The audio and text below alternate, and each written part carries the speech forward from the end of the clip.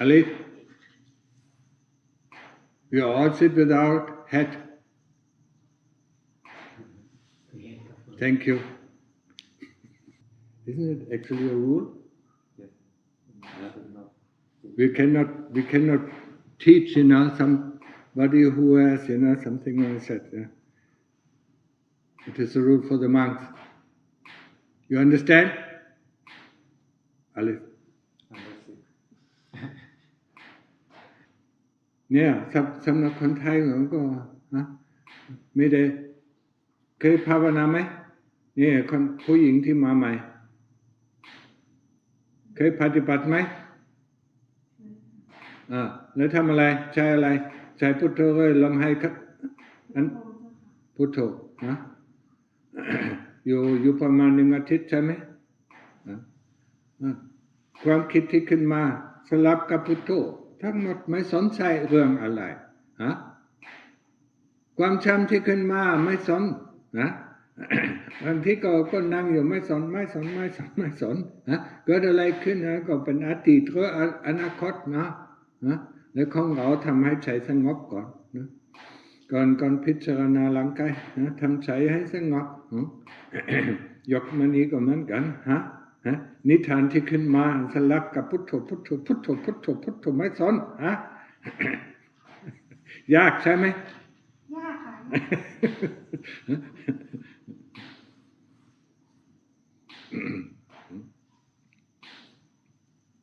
นี่ที่สำคัญทำใจให้สงบเมื่อใจมันสงบมันจะเห็นชัดนะเมื่อเห็นชัดนะมันจะพิจารณาร่างกายนะถอดร่างกายออกมานะมันอะไรร่างกายนะ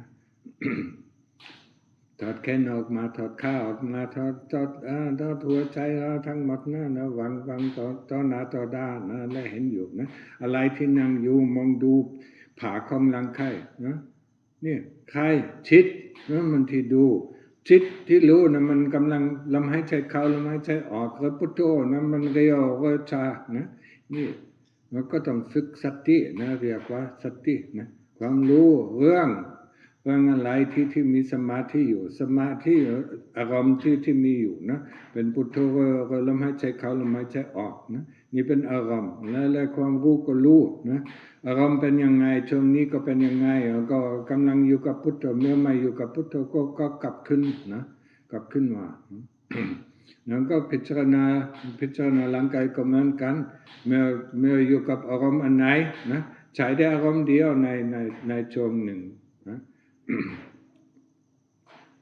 ยมพรนะอารมณ์เดียวนะ1 ชั่วโมงโอเคเอาแต่ร่างกายทั้งหมดหรือเอาแต่หัวใจเอาแต่ผมเอาแต่ขนเอาแต่เล็บแต่ฟันแล้วอะไรก็แล้วแต่นะแล้วแต่ชอบนะหลวงตามหาบัวก็สอนไว้นะเวลาทำเที่ยวภาคร่างกายนะและอันไหนที่ชอบก็เอาชับมันนะและอยู่กับนะพิจารณาดูและพิจารณาที่ก็พูดหลายครั้งหลายหนแล้วนะพิจารณาเป็นความถามนะเป็นยังไงเนี่ย หัวใจต่างกันนะหัวใจเวลาเปิดมานะมันจะดูอะไรจะเป็นยังไงและโพดนะมันจะเป็นยังไงก็ต่างกันจากหัวใจยังไงก็ทั้งร่างกายนี่นะมันภาคร่างกายอันไหนก็เป็นร่างกายก็เป็นแต่ภาคกันเดียวเนี่ยหัวใจก็มันไม่ใช่ร่างกายนะสมองก็ไม่ใช่ร่างกายโอเคเข้าใจนะมีคำถามไหมคนไทยมีคำถามไหม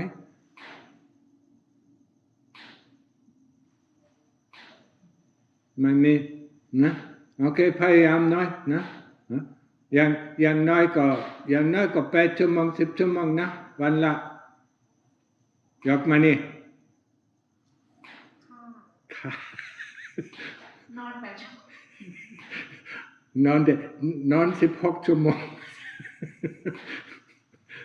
เนี่ยมันก็พักผ่อนก็ดีนะแต่เมื่อนอนนานแล้วก็มีทุกข์เหมือนกันมันไม่เห็นทุกข์นะของเรารู้จักทุกขอริยสัจจะทุกขังอริยสัจจะทุกข์นะทุกทางร่างกายนะเดี๋ยวนี้จะพูดกันทุกทางร่างกายนะตอนเช้าเดินขึ้นมานะ อยากมาเนี่ยฮะเดินขึ้นมาโอ้ยไม่อยากลุกฮะเนี่ยมันทุกข์แล้วอยู่ข้าวก็เป็นทุกข์อยู่น้ำก็เป็นทุกข์ปวดขี้ก็เป็นทุกข์อยู่นอนก็เป็นทุกข์นะนี่ร่างกายก็ให้ได้ทุกข์นะและวิธีระบายทุกข์ด้วยนะอยู่ข้าวก็กินนะอยู่น้ำก็ดื่มนะอ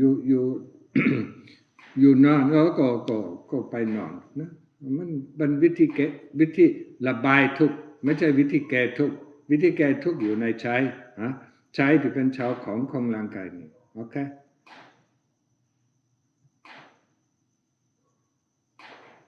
ไม่ได้เดินอย่างนี้โอเค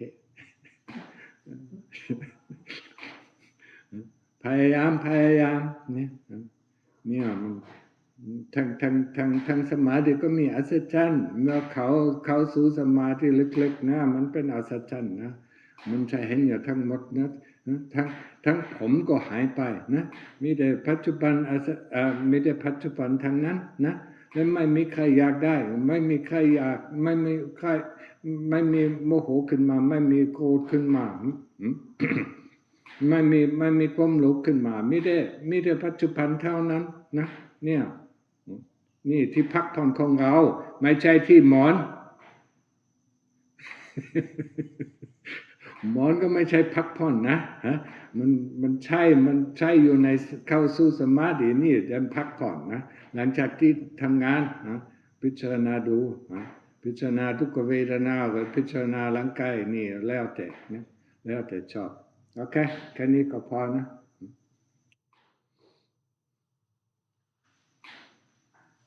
เนี่ยยังไหวอยู่ไม่ใช่เดินยังไหวอยู่ใช่ไหมต้องการอะไรก็บอกหลวงพ่อหน่อยไม่ได้ต้องการไม่เคยมันอายมันไม่เคยบอกมันเกรงใจมันไม่ได้ใส่อะไรWhat are we going to do with you? Always I talk always about the same thing. Getting into samadhi, and then once the mind is calm, doing investigation of the body. The body is the big obstacle. That's what we think we are. But let me remind people, of the prerequisites. I haven't talked about it for a while. The prerequisites, to practice is generosity, respect, gratitude. If you don't have enough, you don't even get to start to practice. People don't come in or are not interested, in practice. But if you start to practice generosity, what is generosity? It's not only, giving money or material things. It's giving one's time. It's giving one's hand. It's helping. Helping others. Who are in need. Helping others. That is generosity. And if you don't have enough of, generosity or respect or gratitude, generosity, is a pre-step, for dealing with difficulties in our meditation.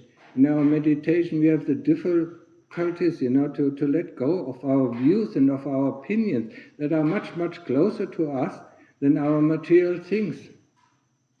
That's, if we haven't developed generosity to a certain respect, we will get stuck in samadhi. It's the same thing with respect. If we don't respect the Buddha Dhamma, then we have problems. If we don't respect other people, we will have problems in our practice. we constantly clash, with other people. Sometimes, very slightly, sometimes more harshly. That is a problem that we have to face up. Respect, respecting the Dhamma, respecting the Buddha Dhamma, respecting other people. It is a prerequisite. If you cannot respect, and some people don't respect themselves, that is also a problem. Don't find, they don't find any value within themselves, think, I'm so low, I'm so low. That is also a conceit, That is also a wrong view. Respecting other people, and that does not mean that we have to respect what they are doing. I think there's a sutta. I mean, Alex, you can correct me. Yeah? I'm not so fond of it, but I mean, when the Lord Buddha talked about it one time, I mean, no matter if we can't find anything in a person, I mean, at least we can respect the person that he is a person. Wasn't it like that? Yeah. I mean, we have to find. I mean, does he have a good side? If he has a good side, I mean, we can respect it. If he doesn't, even if he doesn't have a good side, we can we can respect him as a being, because there is a being. Even if he's born as a human being, I mean, he must have had some good in him. Yeah? When we are born here as a human being, we have good. We have a good side of our heart, and we have a bad side of our heart. Yeah. Everyone is the same. Yeah? So some people are more good, and other people are more evil. Yeah, but they are still people. Yeah, they are still human beings. And this respect is not only for human beings; it's also for devas. It's also for ghosts. It's also for animals. I mean, they are beings. They are caught up in the same realm that we are caught up. What is called samsara. Huh? I mean, they made a wrong judgment in their life, and they ended up as as animals, or they made a wrong judgment and they ended up in hell. But hell is not forever, sooner or later they will come back, yeah. And maybe they did something very, very good, What was it? Lumpur Sao, sometimes talked, but he didn't talk very much, yeah. I mean, he saw, the visitors who come to his temple, and then he taught them, I mean, keep the sila, I mean, and know that you're karma, yeah. And, look at these dogs, some of these dogs might have much better karma than you have, yeah. Yeah? They are just caught up, by some wrongdoing, ended up as dogs. But when they come back as human beings, they have lots of good karma. Yeah. So I mean, don't disrespect people. Yeah. That doesn't mean, I mean, I want to emphasize that doesn't mean that we have to say whatever they do is good. No. I mean, we don't have to respect their bad deeds, we don't have to value their bad deeds. We don't respect them because we value this or devalue that, yeah. We respect them because they are beings, caught up in the same cycle of birth and death, or, in samsara, yeah. That's why we respect them, yeah. And the other one is gratitude, yeah. Being grateful for what is given to us. Being grateful, for instance, being grateful for the opportunity to be able to stay here in this monastery. Being supported by all these people who come in the morning and give us food. Yeah? Being grateful for a place to stay. Being grateful for, the opportunities, that is given in this monastery. Yeah? Maybe the teaching, yeah. Being grateful, for the opportunity to be able to practice without any big interruption. Yeah, but we cannot in the West. I mean, I was raised in the West. I mean, gratefulness is not one of our priorities. Yeah? If somebody gives us something, we might be grateful for a moment, but we forget it later because our needs, what we want, what we desire, I mean, really blurs this gratefulness. Huh? I remember also the story. I mean, Alex can correct me. I mean, I have a very bad memory. But there were some. I think it was Sariputta, who was grateful that somebody, for years on end, that somebody gave him some food. Yeah? And that was a long time ago. Yeah? Gratefulness, yeah, I mean, makes our life, all these three things, yeah. Generosity makes our life, our heart light and happy, yeah. Respect makes our heart light and happy, yeah. And gratitude, being grateful for the opportunity given to us, yeah. Not demanding this and not demanding that. Yeah? This is normally, what I experience very much, from Westerners, I mean, come here demanding this and demanding that, not happy with this, how this should be, I mean, why should I do this or why should I do that, I mean, very often, I mean, it really makes me tired, and makes me sometimes, not wanting, to be bothered by all this, and going off for myself, and just, stay away from all these people. That's where I find happiness. When I went to Dong, I was always alone by myself, that's where I find happiness.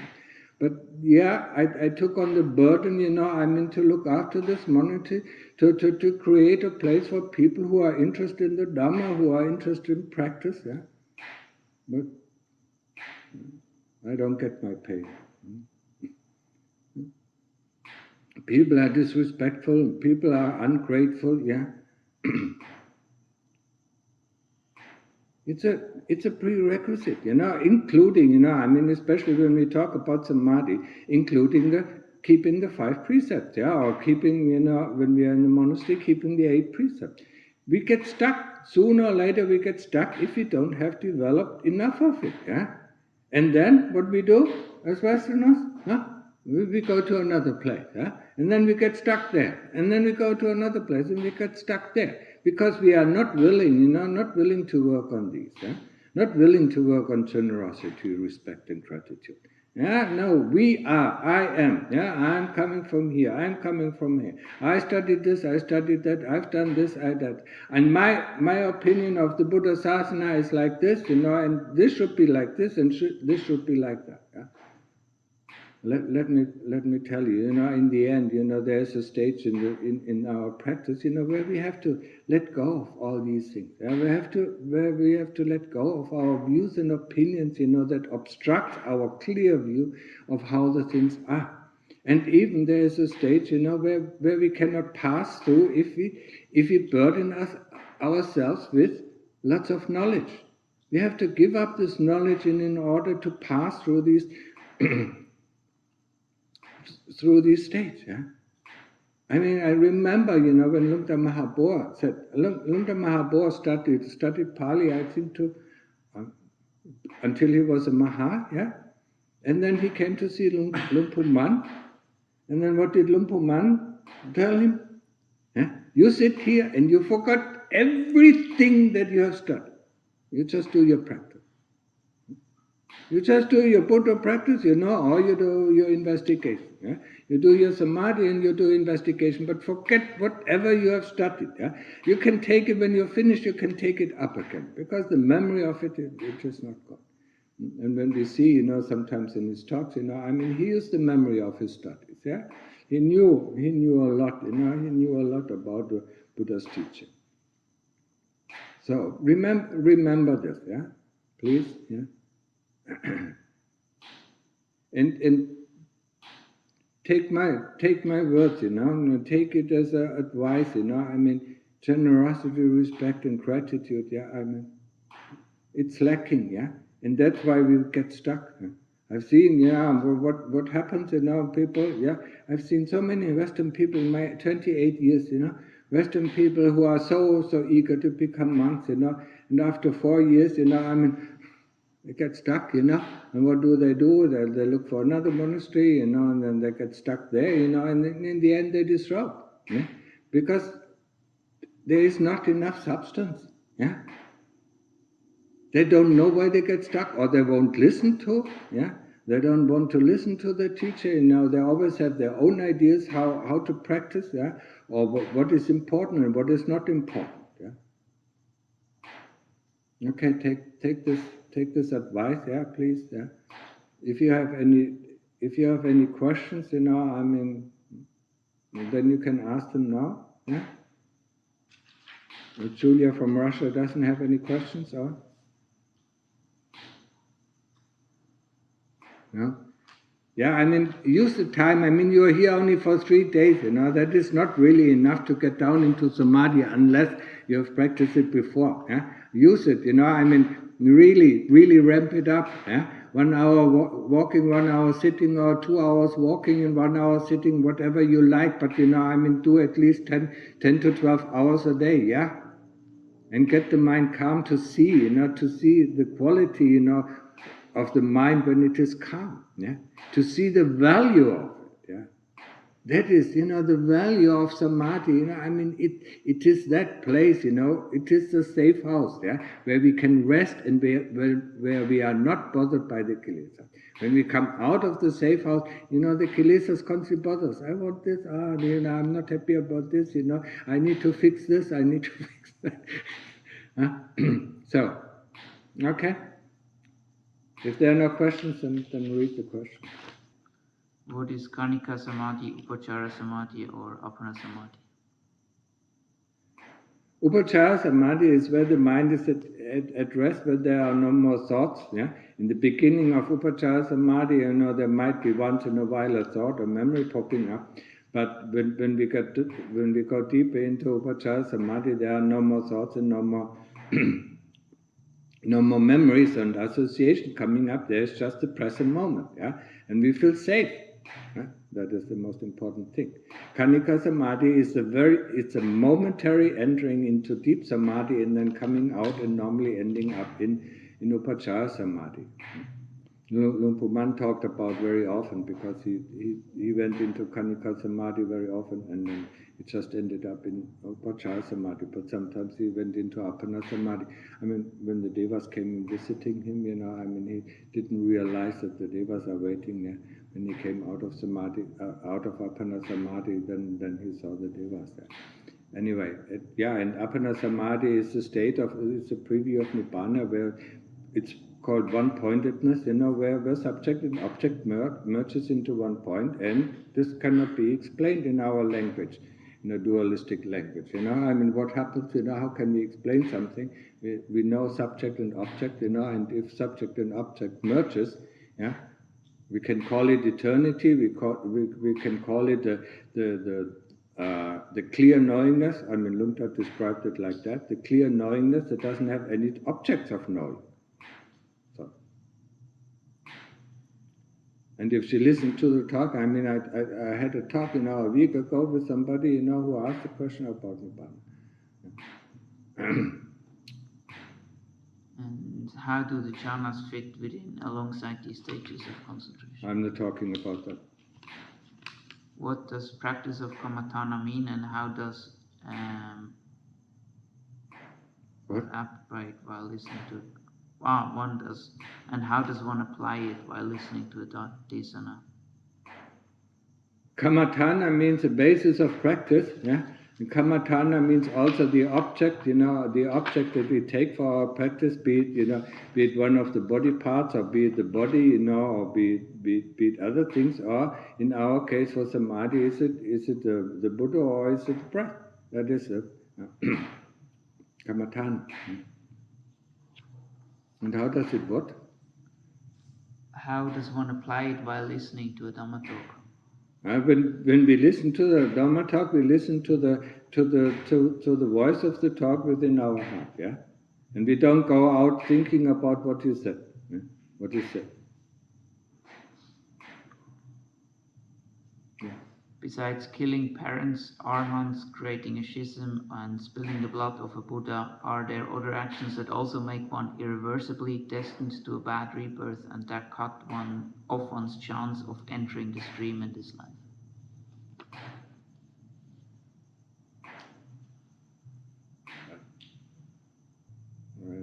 It's a kind of question that I cannot really answer.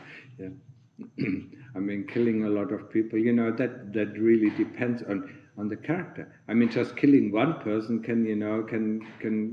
can destroy one's entering Sotapanna, or Nibbana, That depends on why you kill a person. If you kill a person out of hate or out of greed, you probably with this life you will not make it, to any.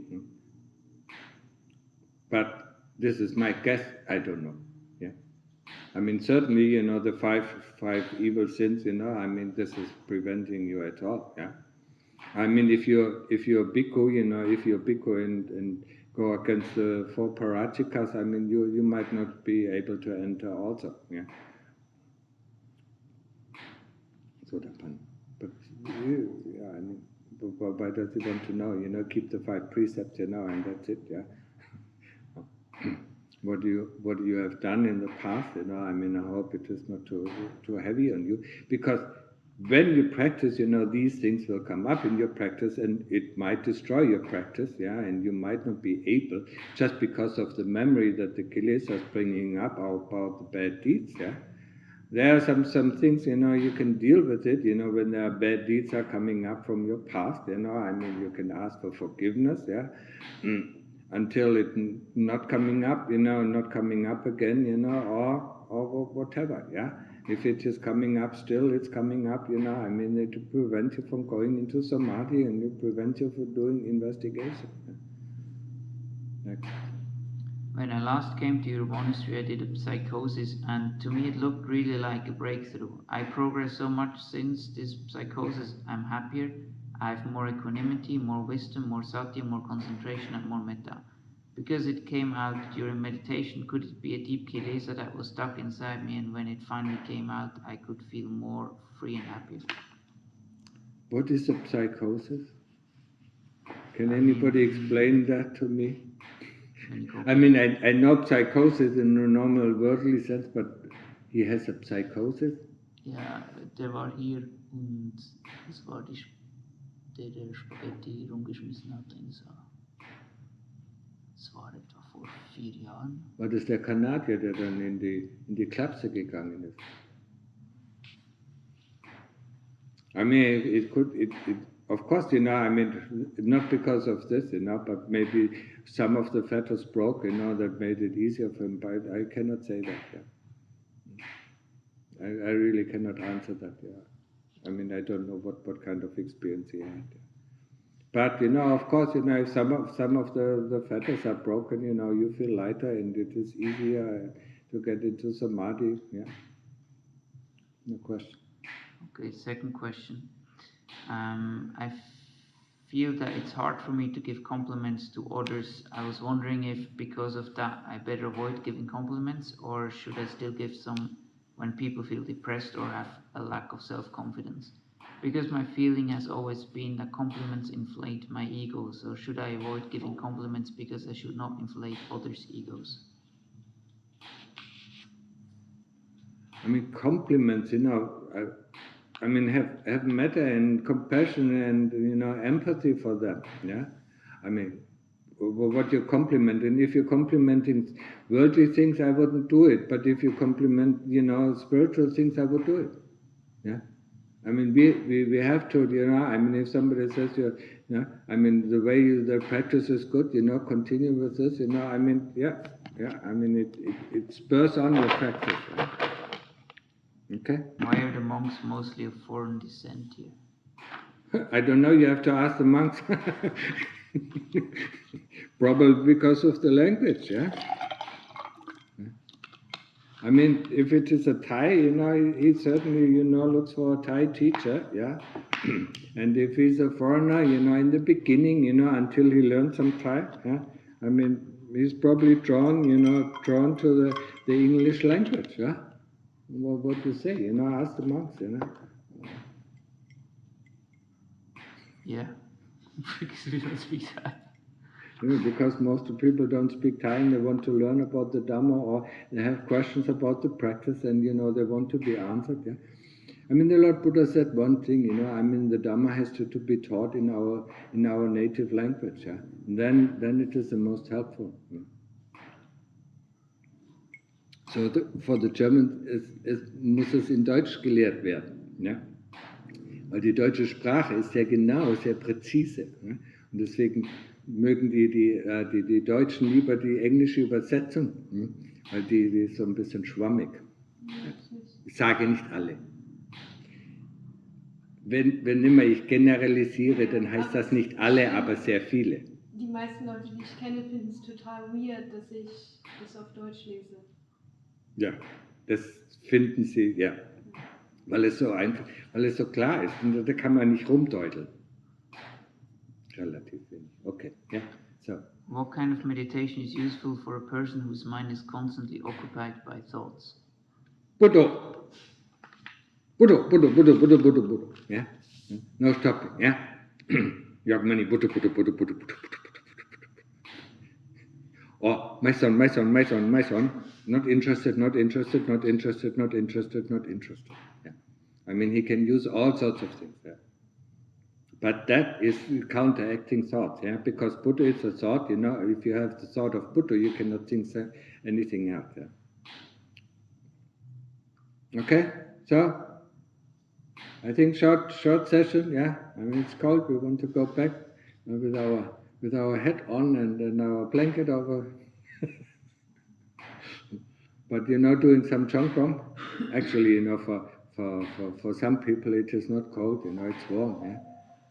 When I remember.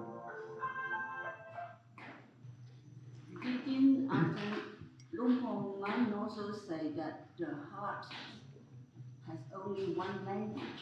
Yes. So when we have got all these other different languages, then it was causing so much confusion, no? Yes.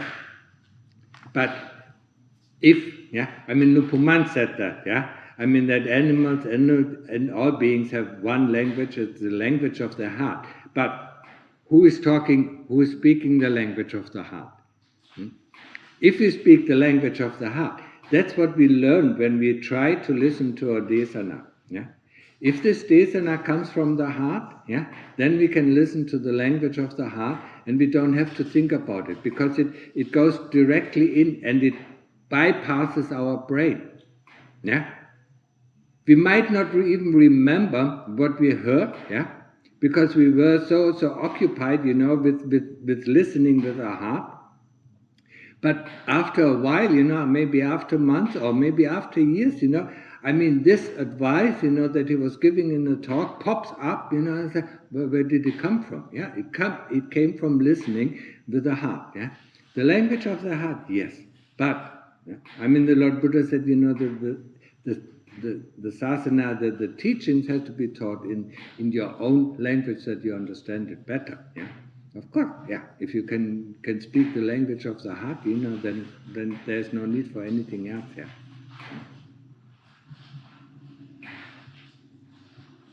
But you can do that. Can you listen? See. Try. Yeah. And the best way to learn it is really to listen to Dhamma desanas, even if they are foreign language, even if they are Thai, I mean, you do understand some of it.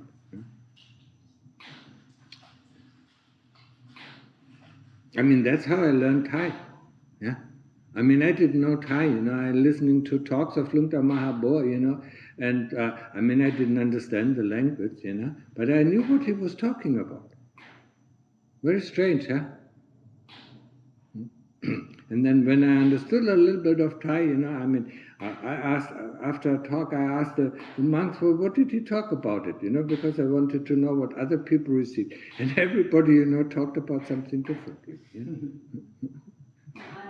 I'm too old to learn the language because I can't remember. But yeah. Like most of the time in the morning when you talk to the Thai people, yeah. I sometimes knew what you were talking about. Good. Yeah. Yeah, that is, yeah, and learn it, the more you listen. Yeah? I mean, there's nothing wrong with just listening to desanas. Yeah?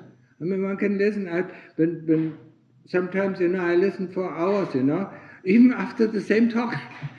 I just repeated the same talk over three or four times, and, I mean, it really doesn't matter, yeah?